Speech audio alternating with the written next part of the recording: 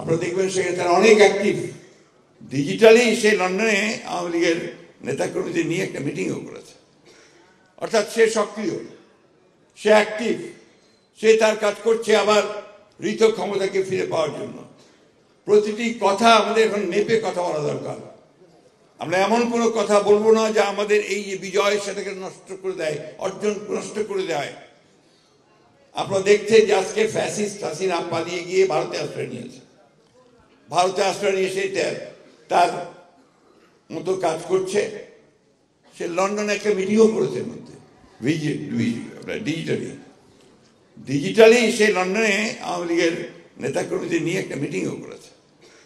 অর্থাৎ সে সক্রিয়, সে অ্যাক্টিভ, সে তার কাজ করছে আবার ঋত ক্ষমতাকে ফিরে পাওয়ার জন্য।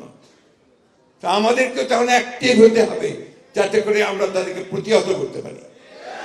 তারা যেন ফিরে আসতে না পারে। সেটা কিভাবে হবে?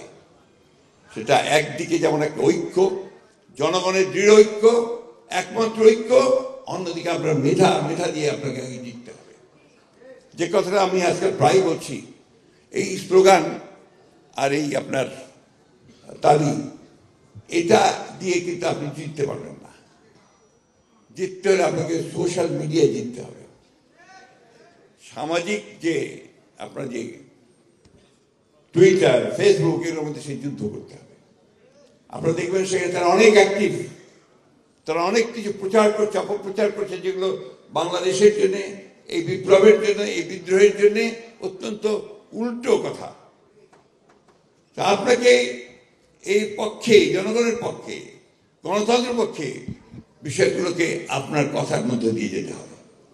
সে কথাগুলো হবে আপনার এই মিডিয়ার, সোশ্যাল মিডিয়ার মধ্যে দিয়ে। আমাদের মেইন মিডিয়ার ভাইরা এখানে আছেন, তারাও বলার চেষ্টা করেন, ইদানিং পারছেন বলতে, বিকজ ফ্রিডম। আগে পারতেন না, কিন্তু এখন পারছেন। তারপরেও আমাদেরকে ওই মাধ্যমটা যেটা সবচেয়ে বেশি চলে সেটাকে আমাদেরকে কাজে লাগাতে হবে।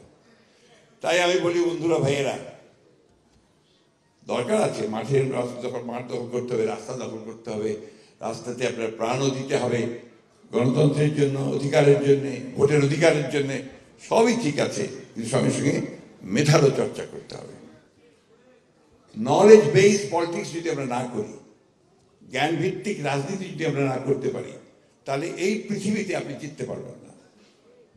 It's the reality.